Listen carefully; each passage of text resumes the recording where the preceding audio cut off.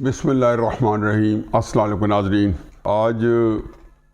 کوئی غیر معمولی واقعات یا خبریں تو نہیں ہیں، لیکن چند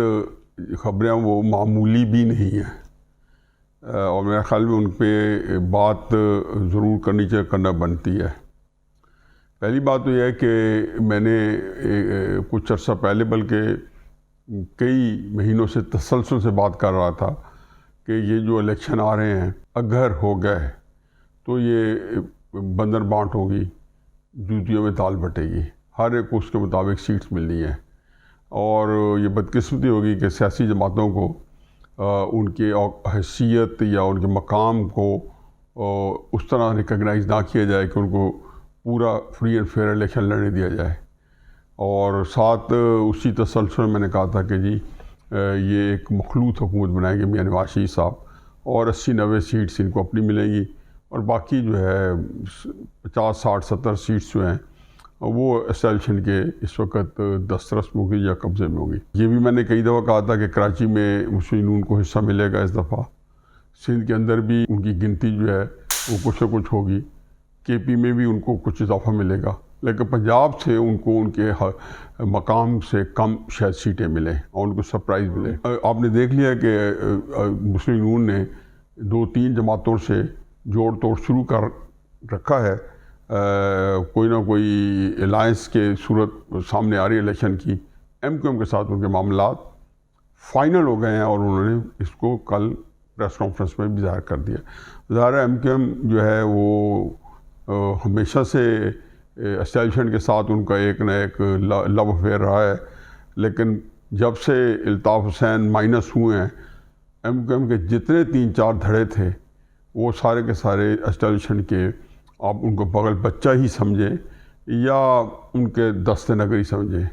چنانچہ مسلم نون جو سیٹس ایم کیو ایم کو دے گی جب کہ سارے دھڑے اکٹھے ہو گئے ہیں، اور ان کو پہلے میں نے کہا جی کراچی میں اس دفعہ ان کو زیادہ سیٹس ملے گی، تو سمجھیں کہ وہ اسٹیبلشمنٹ کے ہی ماسٹرز یا ہر ماسٹرز وائسز ہوں گے، اور انہی کے مطابق وہ اگلی اسمبلی میں گزر بسر کریں گے۔ اسی طریقے سے باقیوں کو بھی۔ تو یہ تو آپ اتنا ہی میں صرف بتا رہا ہوں کہ جو کچھ میں اپنے ویلاگ میں کہتا رہا وہ آپ دیکھیں کہ اب سامنے آ رہا ہے، اور یہ پتہ چل گیا ہے کہ جی یہ کچھ ہونے والا ہے۔ پنجاب میں سے ظاہر ہے کہ سیٹیں جو 10-15 مسلم نون کو محروم کیا جائے گا وہ استحکام پاکستان پارٹی کو جائیں گی۔ انہوں نے بھی الیکٹ ہونے کے بعد مسلم نون کی حمایت کرنی ہے، اور کولیشن گورنمنٹ کا حصہ ہی ہوں گے۔ جو پرویز خٹک صاحب کو ملیں گی 5-7 سیٹس، یا ہو سکتا ہے 10-11 بھی مل جائیں کے پی سے، وہ بھی مسلم نون کے ساتھ ہی اتحادی حکومت بنائیں گے۔ اور یہ جتنے لوگ ہیں ان کے اوپر جو فائنل جو سے ہے یا جس کے کنٹرول میں ہوں گی یہ ساری پارٹیاں اور آزاد بھی بے شمار، وہ سارے کے سارے جو ہیں وہ اسٹیبلشمنٹ کے ہی اشاروں پہ انہوں نے اگلا نظام دینا ہے۔ دوسرا یہ ہے کہ ابھی آج وزیر اعظم صاحب نے ایک بڑی بھرپور پریس کانفرنس کی ہے، جس میں انہوں نے افغان حکومت کے اوپر تابڑ توڑ حملے کیے ہیں، اور بہت جو ہے بٹوین دا لائن بہت ساری باتیں کی ہیں۔ مجھے اس میں میرا ایک پوائنٹ آف ویو ہے، اور میں یہ سمجھتا ہوں کہ افغانستان اور پاکستان جو ہیں وہ اندر سے ایک ہیں، اور اگر کوئی بندہ ان کو لڑوانے کی کوشش کر رہا ہے تو انشاءاللہ ان کو ناکامی ہوگی، خصوصاً طالبان کی حکومت۔ لیکن یہ ذہن رکھیں کہ ہر حکومت، جو پاکستان ہو یا افغانستان،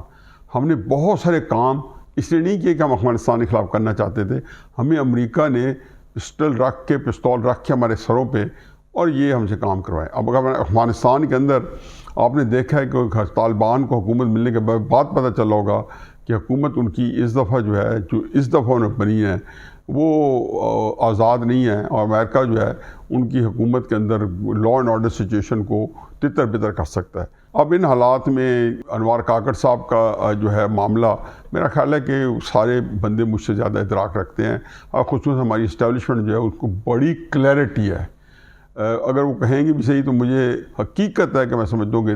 اندرون خانہ ان کے دل میں، اور طالبان کو بھی اس بات کا پتہ ہوگا کہ یہ وہ کمپلشن جو کر رہے ہیں۔ البتہ ایک بات انہوں نے میرا خیال میں جوش خطابت میں ضرور کہی کہ ہمارے اوپر کسی کا کوئی دباؤ ہے نہیں، امریکہ سمیت کسی ملک میں جرأت نہیں ہے کہ ہمارے پہ دباؤ ڈالیں۔ باقیوں کا تو مجھے نہیں پتہ، لیکن امریکہ میں انوار کاکڑ صاحب میرے عزیز ترین دوست امریکہ کا بہت ہمارے پہ دباؤ ہے، اور صرف یہ آپ کو یہ IMF جو ہے یہی بتائے گا کہ یوکرین کو اسلحہ بھیجنا ہے یا نہیں بھیجنا، یہی بتائے گا کہ آپ نے جو ہے فلسطین کے اندر مداخلت کرنی ہے یا نہیں کرنی، یہی بتائے گا کہ آپ نے افغانستان کے اندر کیا کچھ کرنا ہے اور کتنے اسٹیٹمنٹ آپ دے سکتے ہیں اور کتنے نہیں دے سکتے۔ اور اگر انہوں نے پھر کہہ دیا کہ اگر مزید افغانوں کو آپ نے ریپیٹریٹ کیا، ان کے وطن واپس بھیجا، جو کہ شاید امریکہ کو اگر لگا نہ کھائے، تو وہ فوراً کہہ دیں گے کہ پھر آپ IMF سے معاملات نہ کریں۔ IMF نے اس کی ضمنی بات ہے، میرا یہ ٹاپک نہیں ہے، لیکن IMF جو ہے انہوں نے پاکستان کو یہ کہا ہے کہ جی آپ جو ہیں ہمیں بتانا ہوگا کہ اس دوران آپ نے کسی سے لون تو نہیں لے لیا، کیونکہ یہ ساری چیزیں ہوتی ہیں، اس کی بڑی جہتیں ہوتی ہیں۔ چنانچہ وہ بھی ایک معاملہ ہے کہ جی IMF نے کہ لون تو نہیں لیا، یعنی کہ وہ لون لیں گے تو IMF قسط نہیں دے گا، کیونکہ یہ پابندیاں ہیں، یعنی کہ کوئی ملک ہماری مدد کرنا بھی چاہے تو ہمیں پتہ ہے کہ جی وہ نہیں کر سکتے۔ یہ صرف IMF نے کہا تھا کہ کوئی ملک اپنے ڈپازٹس رکھوانا چاہے، جیسے چین نے، سعودی عربیہ نے کچھ موقعوں پہ رکھوائے ہیں اور کسی طریقے سے استعمال ہوئے ہیں، تو IMF کو وہ بھی اب شاید اس طریقے سے آسانی سے نہ کرنے دیں ڈپازٹ رکھانے کے، کیونکہ وہ دیکھیں گے ہمارے پاس ڈپازٹ جو رکھے ہوئے ہیں اس کے اگینسٹ فارن ایکسچینج یا ہمارے ریزروز جو ہیں وہ کتنے ہیں، 12 13 ارب 14 ارب ہیں کہ نہیں ہیں، اس لیے ہم وہ نہ استعمال کر سکیں گے نہ خرچ ہو سکے گا۔ اس صورتحال میں کاکڑ صاحب دیوانے کی باڑی ہے کہ امریکہ سمیت ہمارے پہ کوئی بھی دباؤ نہیں ڈال سکتا۔ اور اس کے اگلا جو چیز ہے وہ ذرا تھوڑی سی اور ہی جو ہے دلچسپ ہے کہ آج قاضی فائز عیسیٰ صاحب نے 184(3) ہے، بنیادی طور پہ یہ سپریم کورٹ کے سو موٹو کہہ لیں بنیادی حقوق جو ہیں، جو کہ آرٹیکل 8 سے لے کے اور آرٹیکل 28 تک ہیں، ان حقوق کے اندر سے کوئی چیز متاثر ہو تو یہ اس کو فنڈامنٹل رائٹس کو پروٹیکٹ کرتا ہے، خصوصاً یہ حکومت کے خلاف جو حکومت اگر وائلیٹ کرے۔ ہائی کورٹ میں شاید اس میں 199 کی پٹیشن ہوتی ہے کانسٹیٹیوشن کے تحت، اور سپریم کورٹ میں 184(3) کے تحت درخواست دی جا سکتی ہے، جو کہ سپریم کورٹ کی مرضی ہے، نپٹائے یا نہ نپٹائے، یا اس کو ٹیک اپ کرے یا نہ کرے۔ قاضی صاحب فائز عیسیٰ بار بار کہہ چکے ہیں کہ ہم 184(3) کا جو استعمال ہوتا رہا ہے اس طرح نہیں کریں گے، اور ظاہر ہے کہ اسے اجتناب کریں گے۔ قطع نظر اس کے کہ جی بنیادی حقوق کی جو وائلیشن پاکستان میں ہیں وہ روزمرہ کا معمول ہے، اور اگر 184(3) کا کوئی استعمال ہو سکتا ہے تو شہریوں کے بنیادی حقوق کے تحفظ کے لیے ہوئے، نہ کہ ایک ساکہ مسار کی طرح حکومت توڑنے میں، حکومت جوڑنے میں اور ہر طرح کے معاملات میں ہو۔ چنانچہ انہوں نے کہ آج تو میں ہکا بکا رہ گیا، بہت ہی پریشانی ہوئی کہ یہ پتہ چلا کہ جی ساکہ مسار صاحب جو ہیں بے شمار مقدمے 184(3) کے تحت اکیلے نپٹاتے رہے۔ میں پہلے بھی کئی دفعہ بتا چکا ہوں، تھوڑی ٹیکنیکل بات ہے کہ سپریم کورٹ میں ایک جج جو ہوتا ہے وہ کورٹ نہیں ہوتا، ہائی کورٹ میں ایک جج بھی کورٹ ہوتا ہے، سیشن کورٹ جج بھی ایک جج کورٹ ہوتا ہے، لیکن سپریم کورٹ میں 2 ججز جو ہیں کم از کم جو ہیں وہ بینچ جو ہے وہ ایک کورٹ بنتا ہے۔ چنانچہ وہ جتنے مقدمے جو اکیلے بیٹھ کے نپٹائے ہیں انہوں نے سب کو غیر قانونی قرار دے دیا ہے، جو کہ دینا چاہیے تھا۔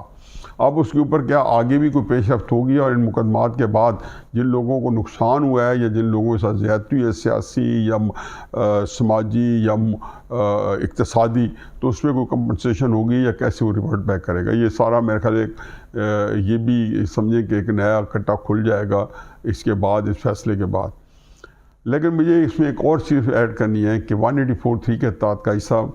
آپ اس کو اس طرح نہ جو ہے رہنما اصول بنائیں، یہ گائیڈنگ پرنسپل جو ہے ہمیشہ کے لیے نہ سیٹ کریں کہ پاکستان کے اندر حکومتیں جو ہیں ان کی پوری 70 سال کی تاریخ ہے کہ یہ شہریوں کے بنیادی حقوق بہیمانہ طریقے سے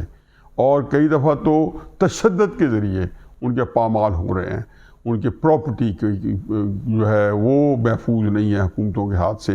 ان کی آنر عزت محفوظ نہیں ہے حکومتوں کے ہاتھ میں اور طاقتور حلقوں کے ہاتھ میں، اور جو کہ بالکل ڈس ریکارڈ کرتے ہیں پاکستان کے آئین و قانون کا۔ اور یہ میں مثالیں دینا شروع کروں، یہ خصوصاً 1958 کے ماشاء اللہ کے بعد ایوب خان کے دور سے یہ ایک اسٹیٹ ود ان اسٹیٹ، اس کا مطلب تو خیر کچھ اور بھی ہوتا ہے، لیکن یہ جو اسٹیٹ ود ان اسٹیٹ کا مطلب ہے کہ حکومت نے ایک معاملہ جو ہے عدالتوں سے بیر نپٹانے کے لیے ایوب خان کی حکومت ہو یا بھٹو صاحب کی حکومت ہو یا اس کے بعد کچھ سیاسی جنرل ضیاء الحق صاحب کی حکومت ہو یا کچھ سیاسی حکومتیں، ساری نہیں لیکن ایک کچھ دور میں زیادہ رہا، پھر تھوڑا کم ہو گیا ہے، خصوصاً جو 21ویں صدی کے آغاز کے شروع میں جو 2-3 حکومتیں آئی ہیں پیپلز پارٹی کی اور مسلم نون کی، تو اس کے اندر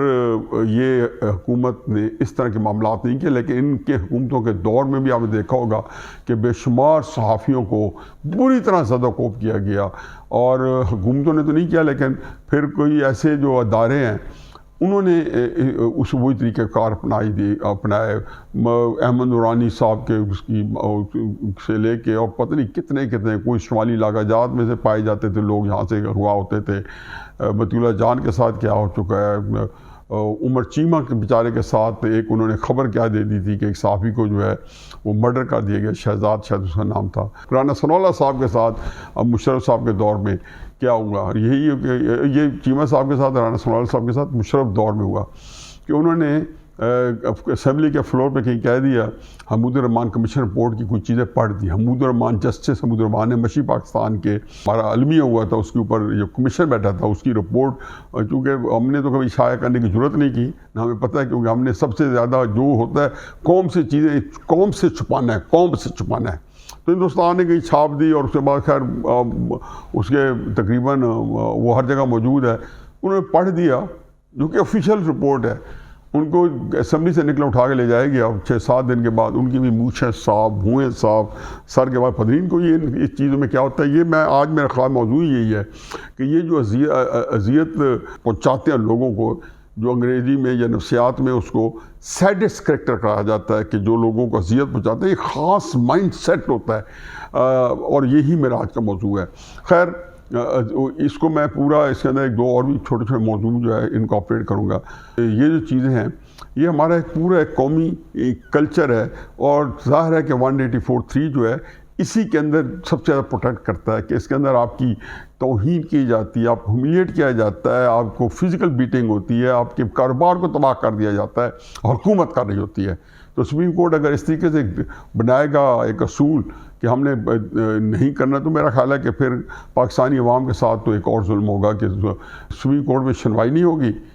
اور جو لوگ اذیت دینے والے ہیں وہ شیر ہو جائیں گے۔ اسی میں کنٹینیو کرتے ہیں دوسرا حصہ جس میں میں نے جو میرا موضوع بھی ہے، جس میں میں نے تھوڑا سا اس کا ریفرنس بھی دیا ہے، کہ یہ میں اکثر غور و خوض کرتا ہوں کہ یہ واقعات کیوں ہوتے ہیں، اور پچھلے کم و بیش 65 سال تھے، اس سے پہلے شاید ایک اور طریقے سے ہوتے ہوں، کیونکہ ضرور ہوتے ہوں گے، لیکن 65 سال میں تو ہمارے پاس اس کا ریکارڈ موجود ہے کہ حکومتوں کے لیول پہ یا اداروں کے لیول پہ جو ہے اس میں یہ سارا چیزیں کیسے انکارپوریٹ کرتی ہیں کہ ان کو ایک عام شہری کو اذیت دینا، اس کی تضحیک کرنا، اس کو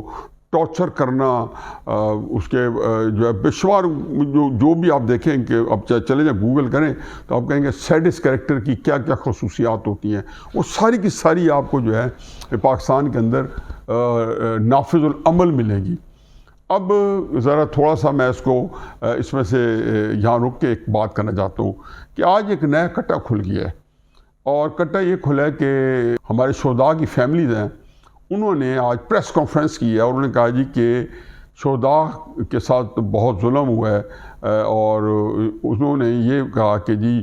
جو سپریم کورٹ نے ایک بڑا ہی اسٹرانگ سویپنگ ڈیسیژن دیا ہے ملٹری کورٹ کے بارے میں کہ نہ یہ ہو سکتی ہیں، نہ سویلین کو آپ اریسٹ کر سکتے ہو، نہ اپنے پاس رکھ سکتے ہو،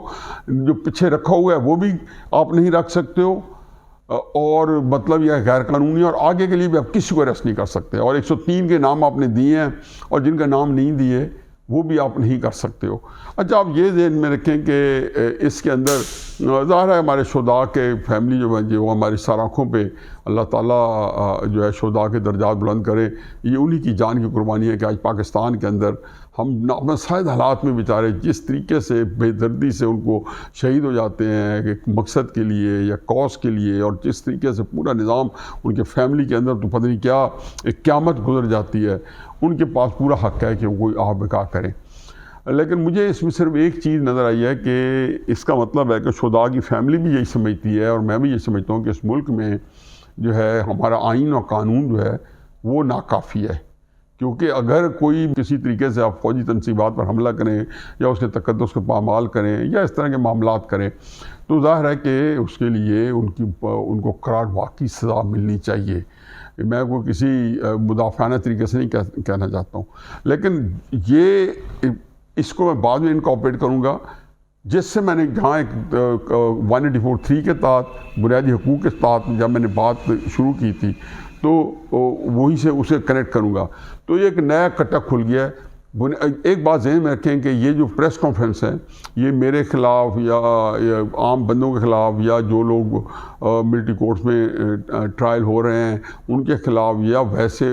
عمومی طور پہ کسی کے خلاف نہیں ہے، لیکن یہ بنیادی طور پہ سپریم کورٹ کے خلاف ہے۔ سپریم کورٹ میں اپیل ہوئی ہے فوجی عدالتوں کے خلاف، تو یہ ان کو اپیل کی گئی ہے کہ جی آپ جو ہے آگے سنیں،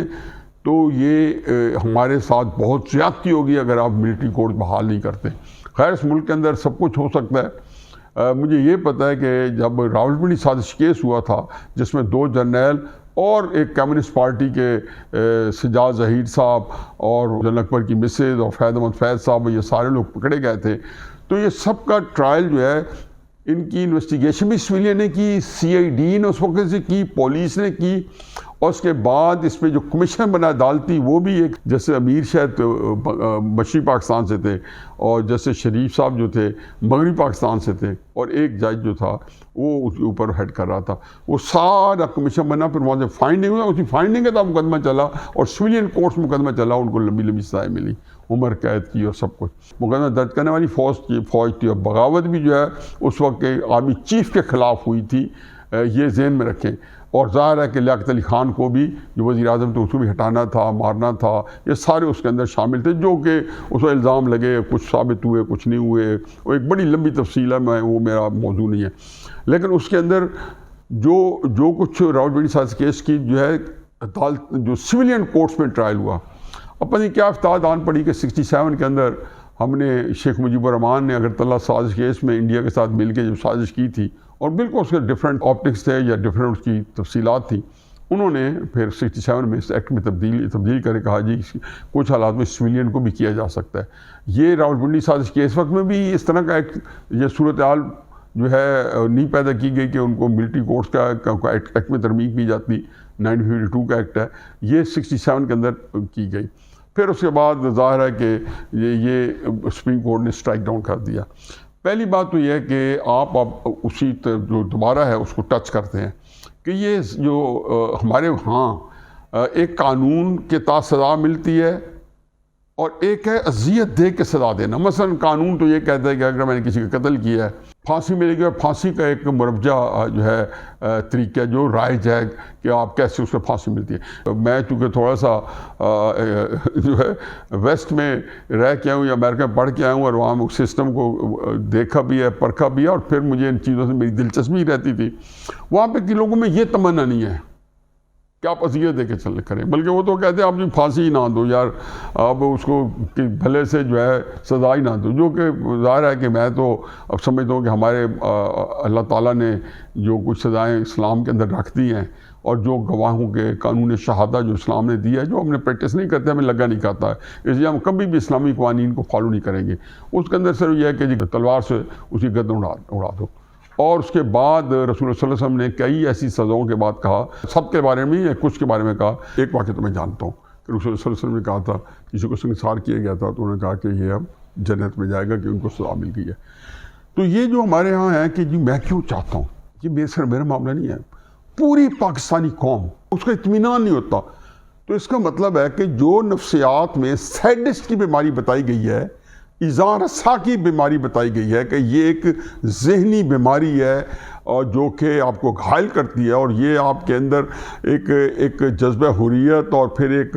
آپ اپنے آپ کو غیر محفوظ سمجھتے ہو اس سارے اس سے کہ جب اس کو ایک جو سزا مل رہی ہے تو وہ میں آپ کو تحفظ نہیں کرتی۔ آپ کا تحفظ تب ہوتا ہے کہ اس کے ساتھ کوئی مور اوور ہو۔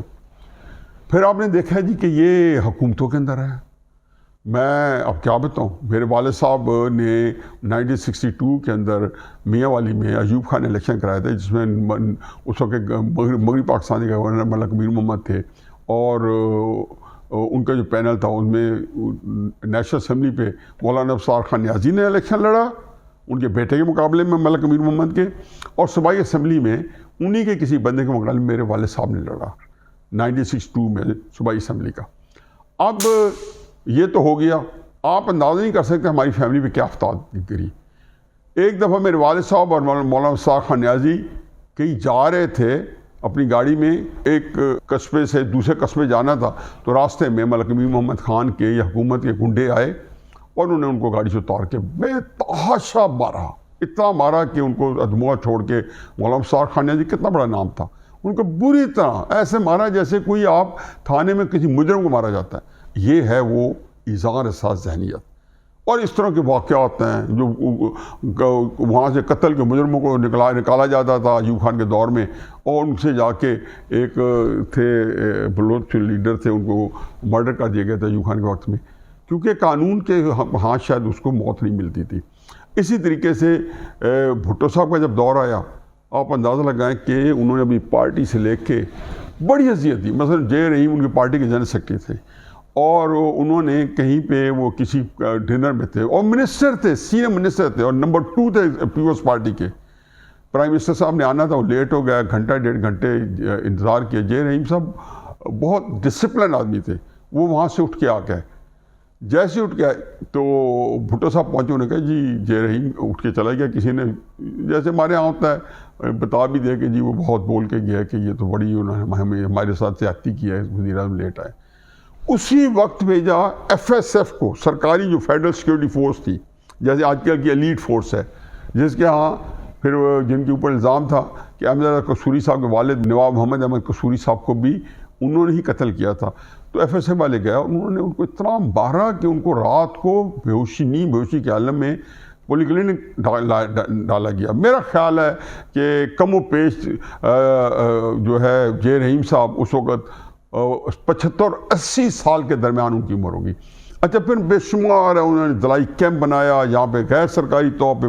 لوگوں کو اٹھایا جاتا تھا. اپنی پارٹی کے منسٹر طاری کو اٹھایا, بے شمار کو اٹھایا, اور دلائی کیمپ میں جا کے اتنی اذیتیں ملتی تھیں. پھر اس کے بعد جنرل ضیاء الحق صاحب کے وقت میں بھی ایسے ہوتا رہا, اور اس طریقے سے بہت سارے لوگوں کو جو ہے لقمہ اجل بھی بن گیا, اور بہت سارے لوگوں کو قانون سے ماورا جو ہے اذیت بھی دی گئی. پھر آپ لیٹ کیوں دور کیوں جائیں؟ عمران خان صاحب کیا کہتے تھے, یعنی کہ ان کا یہ اطمینان نہیں تھا کہ یہ نواز شریف صاحب جو ہیں جیل کے اندر جو ہے ہوں. حالانکہ اس میں ظاہر ہے ہمارے اسٹیبلشمنٹ اور عمران خان صاحب جو تھے وہ اس طرح تھے کہ یکجاں 2 قالب کہہ لیں, 1 پیج کہہ لیں, شیر و شکر کہہ لیں. تو انہوں نے کہا جی ان کو زوم تھا کہ میرے پیچھے اسٹیبلشمنٹ ہی کھڑی ہے, ادارے کھڑے ہیں. انہوں نے کہا نواز شریف, خاقان عباسی, تمہیں میں گرفتار کروں گا, نواز شریف میں تمہارا واٹر کولر لگا ہوا ہے جیل میں, وہ نہیں اترواؤں گا, میں فلاں اترواؤں گا. رانا ثناءاللہ کو بیچاروں کو ٹین کی چھتوں میں گرمی میں رکھا گیا, اذیت دی گئی. یہ کیا ہے؟ یہ قانون کے اندر کسی اجازت نہیں ہے, یہ ماورائے قانون ہے.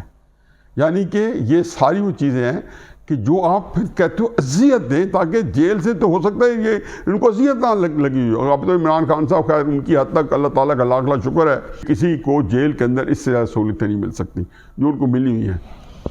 لیکن ان کے ورکرز کا کیا ہو رہا ہے یا کیا نہیں ہو رہا, وہ عمران خان صاحب کا ایشو نہیں ہے. لیکن یہ سہولتیں عمران خان صاحب نے لوگوں کو نہیں دی تھی,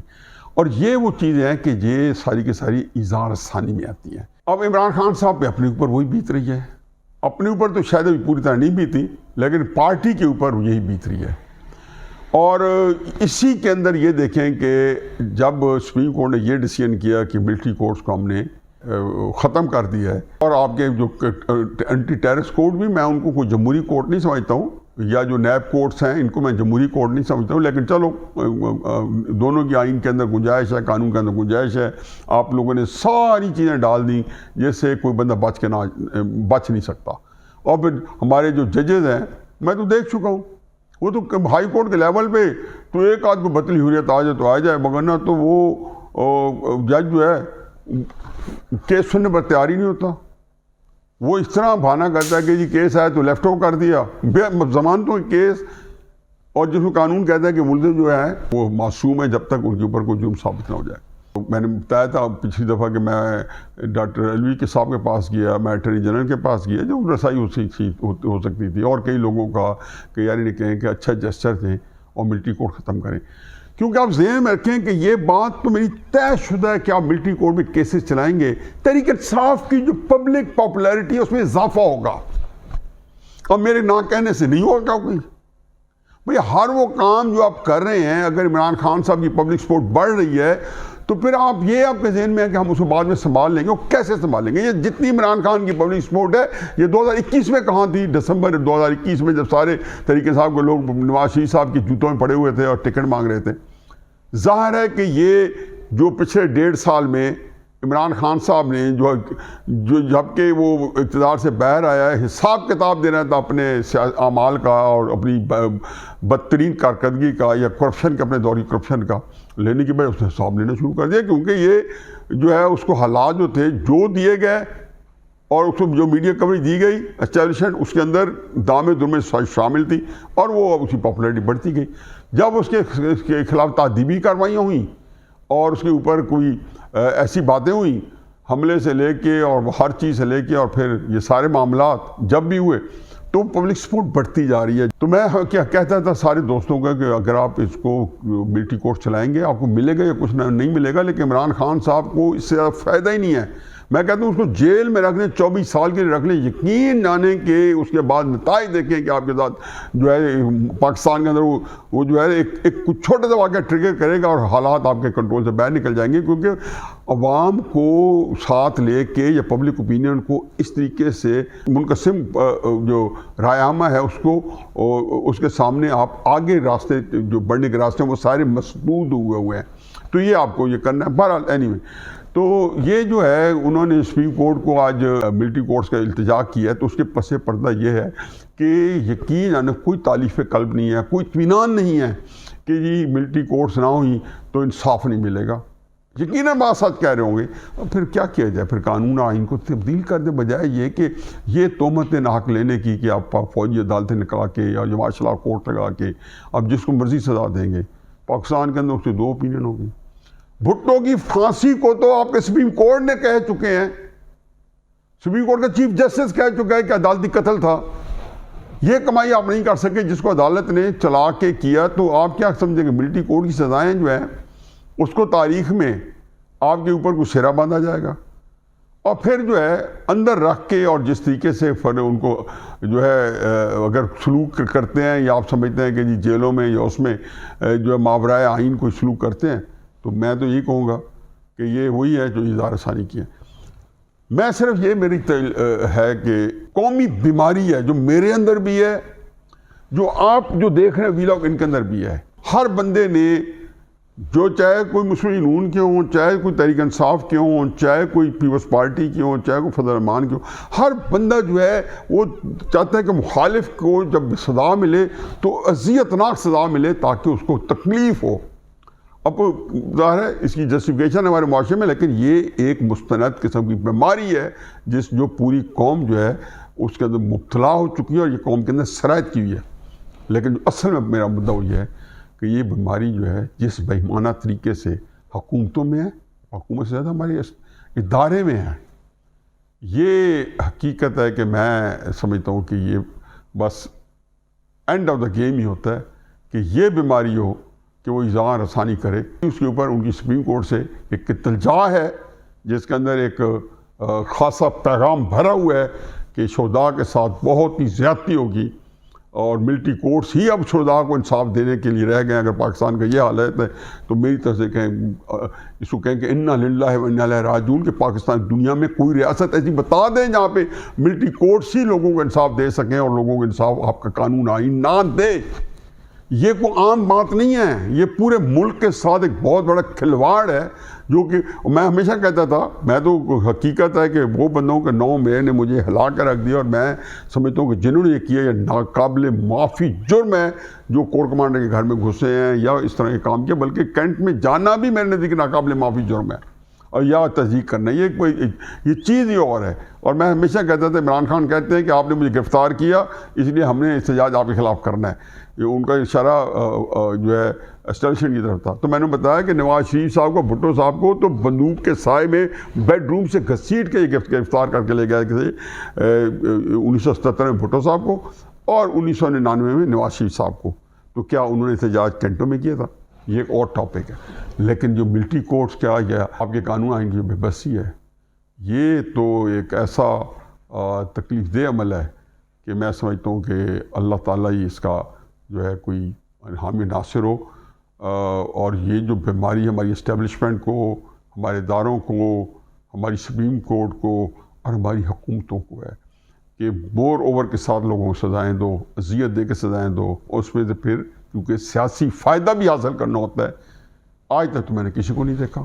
کہ اذیتیں دے کے کوئی سیاسی فائدہ ملا ہو۔ تاریخ میں سب کا انجام ہمارے سامنے ہے، لیکن اللہ کا لاکھ لاکھ شکر ہے اس قوم کے اوپر نعمت غیر مترقبہ ہے کہ ہماری حکمرانوں نے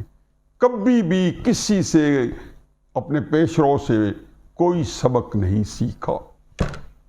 اور مجھے کبھی امید ہے کہ جو پھٹکار اللہ میاں کی اس قوم پہ اور مملکت پہ پڑی ہوئی ہے پچھلے 65 سال سے، آگے بھی سیکھنے کوئی ارادہ نہیں ہے، کیونکہ ساروں کی ترجیح ان کی اپنی ذات مبارکہ ہے، اور اس کے بعد اس کے اندر چونکہ بہت ساری چیزیں فٹ ہو جاتی ہیں، دوسری ترجیح یہ ہے کہ اللہ تعالیٰ ان کو اقتدار دے، ان کے اقتدار کو دوام بخشے، تو پھر مملکت کی وہ خدمت ضرور کریں گے۔ اس کے بارے میں مجھے ان کے خلوص پہ، ان کی نیت پہ کوئی شک نہیں۔ اللہ تعالیٰ ایسے لوگوں کا کوئی رائے راست پہ لائے، کوئی عقل سلیم عطا کرے۔ میں تو یہی دعا گو ہوں کیونکہ اس کا خمیازہ پاکستان بار بار بھگت رہا ہے، اور آگے بھی اس خطرے سے نبرد ہونے کے لیے میرا خیال ہے کہ اس کے علاوہ چارہ ہی نہیں ہے۔ وما علینا الا البلاغ۔